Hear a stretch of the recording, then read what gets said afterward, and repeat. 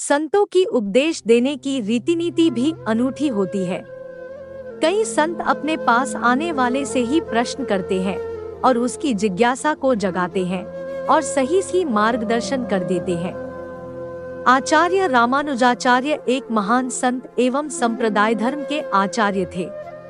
दूर दूर से लोग उनके दर्शन एवं मार्गदर्शन के लिए आते थे। सहज तथा सरल रीति से वे उपदेश देते थे। एक दिन एक युवक उनके पास आया और पैर में वंदना करके बोला, मुझे आपका शिष्य होना है, आप मुझे अपना शिष्य बना लीजिए। रामानुजाचार्य ने कहा, तुझे शिष्य क्यों बनना है? युवक ने कहा, मेरा शिष्य होने का हेतु तो परमात्मा से प्रेम करना है। संत रामानुजाचार्य ने तब कहा, इसका अर्थ है कि तुझे परमात्मा से प्रीति करनी है, परंतु मुझे एक बात बता दे कि क्या तुझे तेरे घर के किसी व्यक्ति से प्रेम है? युवक ने कहा, ना, किसी से भी मुझे प्रेम नहीं।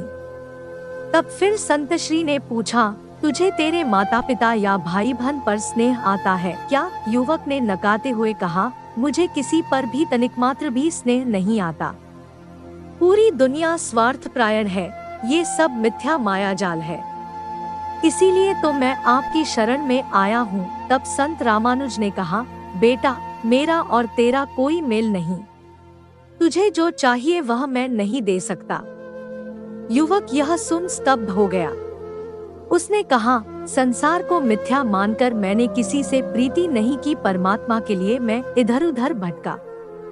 सब कहते थे कि परमात्मा के साथ प्रीति जोड़ना हो तो संत रामानुज के पास जा, पर आप तो इनकार कर रहे हैं। संत रामानुज ने कहा, यदि तुझे तेरे परिवार से प्रेम होता, जिंदगी में तूने तेरे निकट के लोगों में से किसी से भी स्नेह किया होता तो मैं उसे विशाल स्वरूप दे सकता था। थोड़ा भी प्रेम भाव होता तो मैं उसे ही विशाल बना के परमात्मा के चरणों तक पहुंचा सकता था।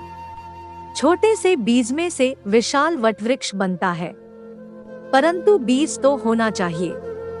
जो पत्थर जैसा कठोर एवं शुष्क हो, उसमें से प्रेम का झरना कैसे बहा सकता हूँ? यदि बीज ही नहीं तो वटवृक्ष कहाँ से बना सकता हूँ? तूने किसी से प्रेम किया ही नहीं तो तेरे भीतर परमात्मा के प्रति प्रेम की गंगा कैसे बहा सकता हूँ? कहानी का सार ये है कि जिसे अपने निकट के भाई बंधुओं से प्रेम भाव नहीं, उसे ईश्वर से प्रेम भाव नहीं हो सकता। हमें अपने आसपास के लोगों और कर्तव्यों से मुंह नहीं मोड़ सकते। यदि हमें आध्यात्मिक कल्याण चाहिए तो अपने धर्म कर्तव्यों का भी उत्तम रीति से पालन करना होगा।